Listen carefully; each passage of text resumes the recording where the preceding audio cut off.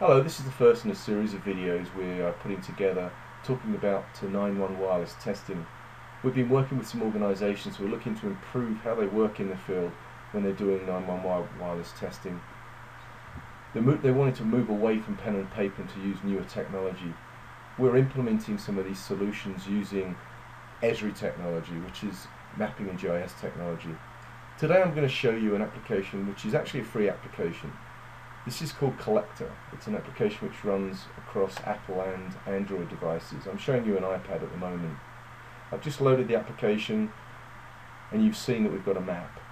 The blue dot in the middle of the map is actually our current location. Let me just zoom out and show you that data set that we've got, or the three data sets that we've got. We've actually got a PSAP layer, we've got benchmarks, which are the green points, and we've also got, I'm just going to turn the PSAPs off at the moment, and we've got a red point there, which is the WAP information, which is what we're going to be collecting. So let's add a point to this map. We're going to add a WAP point, so I've just tapped the right hand side, and I'm going to tap that WAP option on the right there. Now we've immediately got a pop-up which allows us to enter information about that particular point. So let's imagine that we've just made a call, a 911 wireless call. The information from that call is now recorded in the ALI database. We want to collect some information about that call. So let's start just by tapping carrier. So we know the call was an AT&T call. Let's just record that to start with. Let's also enter the number of that call we just made. Okay, we've got two sets of information there. If you look at the top of that window, you'll see there's a lat long. So that's using the GPS on the iPad for that information. Again, we can manually enter that information. And there are a number of other fields here that we can input as well.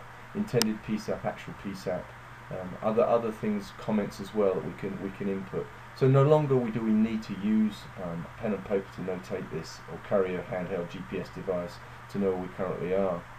Once we've finished doing that, inputting that data, we can then submit. And if you look in the top right hand corner, there's a submit option.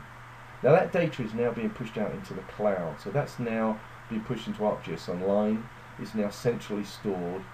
Biggest advantage of that obviously is you're now inputting information that you're collecting in the field directly into a system that's available to everybody. So analysts, anybody else in the office who's working on the 911 system can see your input almost in real time. So it's a much simpler system to start working with this in pen and paper and then direct input into Excel. So that's the first video we wanted to show you, which is a simple input option for you in the field. The next one we'll talk about is how we actually automate that input of information. So the fields that you were just looking at on the right hand side, there's a way that we can actually automate how we input information, and we can actually make a call to the ALI database and get some information back about that call that we just made, and automatically populate some of those fields. So that will be our next video. Thanks for watching.